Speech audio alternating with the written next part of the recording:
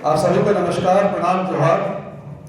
आज एक ज़रूरी वार्ता के लिए हमने इस प्रेस कॉन्फ्रेंस को बुलाया है और हम आज फिर से जो है झारखंड के नवनियुक्त डीजीपी श्री अनुराग गुप्ता जी पर हम बात करेंगे, जिसपे कि झारखंड मुक्ति मोर्चा का भी डिफेंस आया है, हम उस पर बात करेंगे। तो इस चर्चा को मैं 3 पार्ट में डिवाइड करता हूँ। सबसे पहले जो अनुराग गुप्ता की नियुक्ति हुई है उस पर हम चर्चा करेंगे और मैं कल हमारे प्रदेश अध्यक्ष आदरणीय बाबूलाल मरांडी जी ने हालांकि इस बात को कहा था, मैं बस थोड़ा सा उसको एलाबोरेट करूंगा, थोड़ा सा डिटेलिंग में जाऊंगा ताकि कॉन्टेक्स्ट एक अच्छा बन पाए। दूसरे पार्ट में सुप्रियो भट्टाचार्य जी का जो डिफेंस आया है उसको हम काउंटर करेंगे कि किस तरह उन्होंने झारखंड की जनता को भ्रमित किया। और तीसरे पार्ट में अगर आपके कुछ क्वेश्चंस हो तो हम उस क्वेश्चंस को जो हम लेंगे। तो मित्रों, जैसा कि डॉक्टर बाबा साहब अम्बेडकर से एक बार पूछा गया कि बाबा साहब हमारा संविधान कैसा बना है, उन्होंने कहा कोई भी संविधान अच्छा या बुरा नहीं होता, उसको लागू करने वाले लोग अच्छे या बुरे होते हैं। यानी संविधान जितना भी अच्छा हो, अगर उसको लागू करने वाले लोगों की नीयत में खोट होगा तो संविधान का जो बुरा इस्तेमाल होगा। यही खोट हमें झारखंड में देखने को मिल रहा है। पिछले प्रेस कॉन्फ्रेंस में हमने इस बात को कहा था कि ऐसा लगता है कि झारखंड में रूल ऑफ लॉ जो है वो है ही नहीं और यहाँ पर एक अपना अलग कानून चल रहा है जिसको ना संविधान से कोई सरोकार है, ना भारत के किसी कानून से कोई सरोकार है। डीजीपी की जो नियुक्ति हुई है, इस पूरे के पूरे डीजीपी की नियुक्ति का जो बैकग्राउंड है, उस बैकग्राउंड को बस मैं थोड़ा चंद शब्दों में इसकी चर्चा कर दूं। हमारे देश में आज़ादी के बाद से हमेशा इस बात पर चर्चा हुई है कि जो पुलिस है, पुलिस के काम में एक रिफॉर्म आना चाहिए, क्योंकि पुलिस के काम में बहुत सारी गड़बड़ियाँ हैं, बहुत सारी खामियाँ हैं। इसको लेकर के बहुत सारे कमीशंस बने, बहुत सारी कमिटीज़ बनी, लेकिन 1972 में मथुरा नाम की एक लड़की का, एक ट्राइबल लड़की का महाराष्ट्र में जब पुलिस थाने के अंदर में रेप हो गया, तब इस डिमांड को बढ़ावा मिला कि अब जल्द से जल्द जो है एक पुलिस रिफॉर्म यहाँ पर आना चाहिए। उसके बाद में नेशनल पुलिस कमीशन की एक कमेटी बैठी, कमेटी ने उस रिपोर्ट को दिया, पर कांग्रेस की सरकार ने उस रिपोर्ट में बिल्कुल भी अमल नहीं किया। उसके बाद तमाम जितनी कमेटियाँ बैठी, बस कमेटी बैठती थी, रिपोर्ट देती थी, कमेटी बैठती थी, रिपोर्ट देती थी, यही चलता रहा। लास्ट में जाकर के उत्तर प्रदेश के पूर्व डीजीपी प्रकाश सिंह ने सुप्रीम कोर्ट को कहा कि कब इस देश में पुलिस रिफॉर्म्स आएगा, कब इस देश में पुलिस का करप्शन खत्म होगा, कब कस्टोडियल रेप बंद होंगे, कब कस्टोडियल टॉर्चर खत्म होगा। तब जाकर के सुप्रीम कोर्ट ने 2006 में प्रकाश सिंह केस में 7 डायरेक्शन जो है पूरे के पूरे हिंदुस्तान को दिया। उस 7 डायरेक्शन की हम चर्चा नहीं करेंगे, बस इतना समझ लीजिए उस 7 डायरेक्शन का क्रक्स यही था कि पुलिस को पॉलिटिशियंस कंट्रोल नहीं करें। आपने भी सुना होगा, मूवी में भी देखा होगा कि अक्सर पॉलिटिशियन जो है वो कंट्रोल करते पुलिस वालों को, ट्रांसफ़र कर देंगे, सस्पेंड कर देंगे और उससे मनचाहा काम करवाते हैं। इस चीज़ को रोकने के लिए सुप्रीम कोर्ट ने 7 डायरेक्टिव्स दिए, ट्रांसफ़र पोस्टिंग कैसे हो पुलिस ऑफिसर्स का, और उसमें डायरेक्टिव नंबर 2 जो है वो डीजीपी को लेकर के था। प्रकाश सिंह केस में डायरेक्टिव नंबर 2 जो है वो साफ साफ कहता है कि डीजीपी को जो अपॉइंटमेंट करना है वो अपॉइंटमेंट मेरिट पे हो और इस तरीके का हो कि मेरिट पे सीनियर ऑफिसर्स को उस पर जगह मिले और उनका टेन्योर जो है वो फिक्स किया जाए। उसके बाद सब्सिक्वेंट केसेस में सुप्रीम कोर्ट ने कहा मेरिटोक्रेसी कैसे इस्टेब्लिश की जाए, तो सुप्रीम कोर्ट ने कहा यूपीएससी को पिक्चर में लाना है, क्योंकि यूपीएससी एक ऐसी बॉडी है जो सिविल सर्वेंट्स का रिक्रूटमेंट करती है, उनको ट्रेनिंग देती है, उनको राज्य सरकार को सौंपती है। इसलिए यूपीएससी को पिक्चर में आना होगा, तभी डीजीपी का अपॉइंटमेंट जो है फेयर तरीके से होगा और वाकई में जो अच्छे डिजर्व करने वाले ऑफिसर्स हैं वो डीजीपी बनेंगे। इस डायरेक्शन से बाद कई सारे स्टेट्स ने डीजीपी को अपॉइंट किया और झारखंड की सरकार में भी डीजीपी अपॉइंट हुआ। अब हमारा ऑब्जेक्शन जो है डीजीपी अपॉइंटमेंट झारखंड में, उन किन बिंदुओं पर उस पर मैं आता हूँ। सबसे पहला बिंदु तो ये है, झारखंड सरकार ने जो एग्जीक्यूटिव रिजोल्यूशन दिया है उसमें सबसे पहला ये है कि यूपीएससी का एक मेंबर उस पैनल कमेटी में होना चाहिए, सिलेक्शन कमेटी में होना चाहिए। सुप्रियो भट्टाचार्य जी ने बहुत बड़ा प्रेस कॉन्फ्रेंस किया 15 मिनट का, एक बार भी इस पर जवाब नहीं दिया कि यूपीएससी का पैनल मेंबर उस सिलेक्शन कमेटी में क्यों नहीं आया। जो UPSC all India services rule 1951 को मॉनिटर करती है, जो UPSC all India services conduct 1968 को मॉनिटर करती है, जो यूपीएससी डिसाइड करती है आईपीएस कैसे सेलेक्ट होंगे, कैसे ट्रेंड होंगे, कौन से राज्य में भेजे जाएंगे, बीच में कौन सी ट्रेनिंग होगी, उस यूपीएससी को पास करने का क्या औचित्य है। तो हम राज्य सरकार पर इल्ज़ाम लगाते हैं कि यूपीएससी पैनल को बाईपास करके सीधे सीधे सरकार ने जो है संविधान का उल्लंघन किया है, भारत सरकार के नियमों का उल्लंघन किया है और ये कोशिश की है कि प्रकाश सिंह केस में सुप्रीम कोर्ट चाहता था कि पॉलिटिकल अपॉइंटमेंट नहीं हो डीजीपी का, पर यहाँ पर पॉलिटिकल अपॉइंटमेंट हुआ है। नंबर 2, सुप्रीम कोर्ट ने प्रकाश सिंह केस में कहा कि ऐसे डीजीपी को अपॉइंटमेंट किया जाए जिनका रिटायरमेंट टेन्योर कम से कम 6 महीने का हो, यानी उनका टेन्योर अगर 1 साल है तो आप उसको अपॉइंट कीजिए, 8 महीने अपॉइंट कीजिए।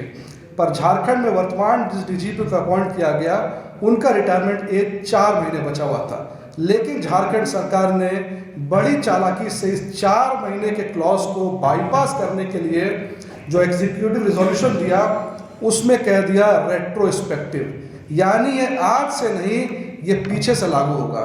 यानी इस नियम को लागू करके आप किसी 70 साल के आदमी को भी आप कल को डीजीपी बना देंगे और कहेंगे कि आज से 10 साल पहले से ये लागू होता है और उस समय इनकी उम्र जो है वो 60 साल थी। यानी सुप्रीम कोर्ट के डायरेक्शन को वॉलेट करने के लिए नायाब तरीका, एक इनोवेटिव तरीका झारखंड सरकार ने ढूंढा। नंबर 3, किसी भी आईएएस का, आईपीएस का, ऑल इंडिया सर्विसेज ऑफिसर जिसमें आईएएस, आईपीएस और इंडियन फॉरेस्ट सर्विसेज के ऑफिसर्स आते हैं, अगर उनका रिटायरमेंट एज 60 है और आपको उनको आगे एक्सटेंड करना है, ये पावर एक्सक्लूसिव सेंट्रल गवर्नमेंट का पावर है, ये पावर स्टेट गवर्नमेंट के पास में नहीं है। उदाहरण के लिए झारखंड के फॉर्मर चीफ सेक्रेटरी ख्यांते साहब को जब एक्सटेंशन दिया जा रहा था तो यहाँ की सरकार ने सेंट्रल गवर्नमेंट को लिखा कि चुनाव को देखते हुए इन्हें एक्सटेंशन दिया जाए, पर सेंट्रल गवर्नमेंट ने मना कर दिया तो एक्सटेंशन उनका वहीं पर रुक गया। यहाँ झारखंड की सरकार ने कंप्लीटली सेंट्रल गवर्नमेंट से इस एक्सक्लूसिव पावर को लेते हुए अपने मन से डिसाइड कर दिया कि यहाँ पर इनको क्या करना है। जो वर्तमान डीजीपी है, इनका जो रिटायरमेंट एज है वो बढ़ाने का निर्णय इन्होंने खुद से जो वो ले लिया। इसके बाद सबसे लास्ट में और सबसे आखिरी में सुप्रीम कोर्ट ने प्रकाश सिंह केस में इस बात को कहा था कि अगर कोई सरकार यूपीएससी को बाईपास करती है, खुद से कोई नियम बनाती है, तो उनको वो एक्ट बनाना होगा। ये किसी एग्जीक्यूटिव रिजोल्यूशन से काम नहीं चलेगा, एक्ट बनाना होगा, विधानसभा से पास करना होगा, वो गवर्नर के पास जाएगा। ज़रूरत पड़ी, जैसे पंजाब में गवर्नर ने प्रेसिडेंट के पास भेज दिया, जरूरत पड़ी तो प्रेसिडेंट के पास जाएगा, तब जाकर के वो एक्ट जो वो बनता है। यहाँ तक हमारा ऑब्जेक्शन था। एक लास्ट ऑब्जेक्शन हमारा था कि जेपीएससी के मेंबर भी वहाँ पर नहीं थे।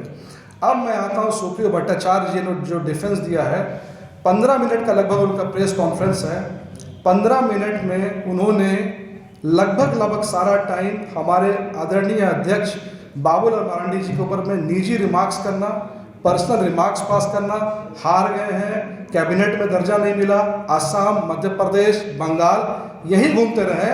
और हमारे डिफेंस में उन्होंने सिर्फ और सिर्फ एक डिफेंस दिया कि अन्य राज्यों में भी ऐसा हुआ है डीजीपी नियुक्त, इसलिए हमने इसको किया है। अब हम इसका काउंटर डिफेंस आपको देंगे। सबसे पहली बात, क्या और राज्यों में कुछ काम गलत हो रहा है तो आप उसको गलत करेंगे, यानी कि आपका अपना कोई लीगल बेसिस है या नहीं, आपका अपना कोई कॉन्स्टिट्यूशनल बेसिस है या नहीं, आप सीधा दूसरे राज्यों को कॉपी कर देते हैं क्या? ठीक है, अगर आपका यही स्टैंड है कि हम दूसरे राज्यों को कॉपी करेंगे तो दूसरे राज्यों के अच्छे कामों को आप क्यों नहीं कॉपी करते हैं? मध्य प्रदेश में 2 रिवर को इंटरलिंकिंग करने का प्रोजेक्ट चालू हुआ, आपने ये क्यों नहीं किया? आंध्र प्रदेश स्वर्ण आंध्र प्रदेश की बात कर रहा है, आपने ये क्यों नहीं किया? महाराष्ट्र में पूरा का पूरा कैबिनेट पेपरलेस हो गया, आपने ये क्यों नहीं किया? लेकिन जहां आपको अपने गलत कामों का डिफेंस करना पड़ेगा वहां आप दूसरे राज्यों का एग्जाम्पल लेंगे।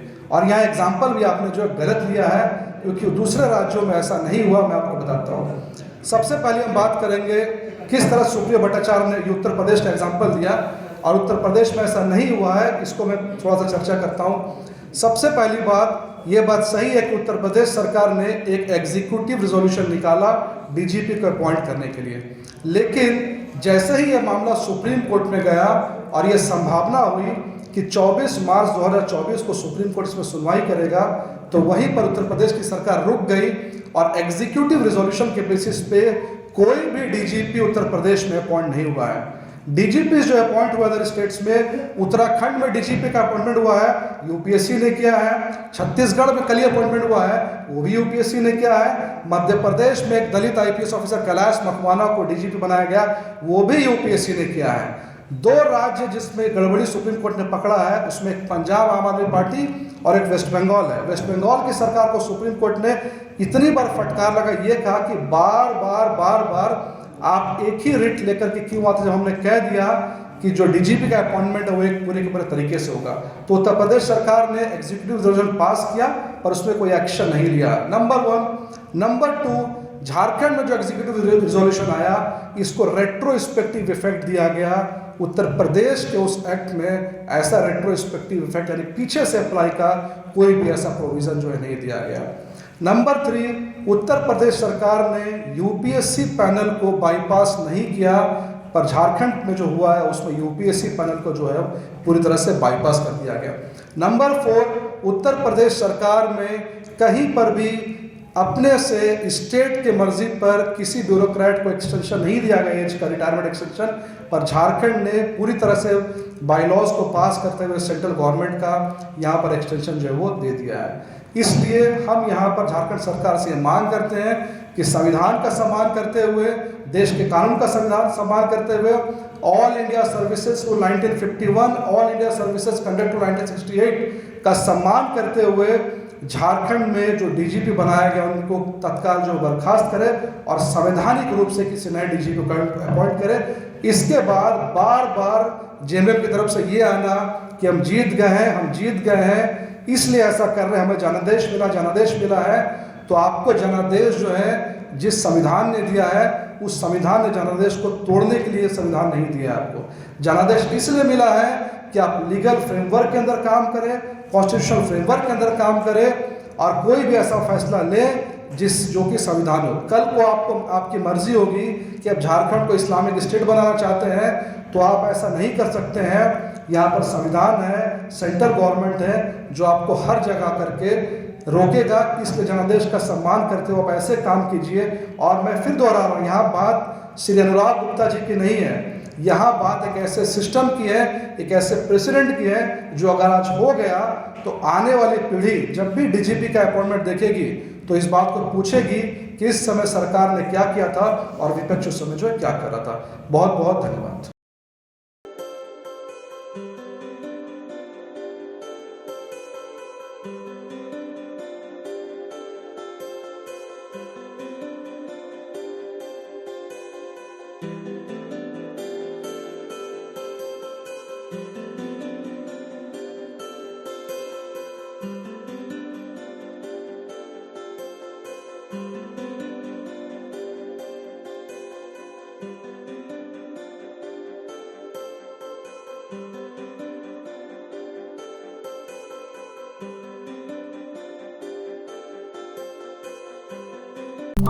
you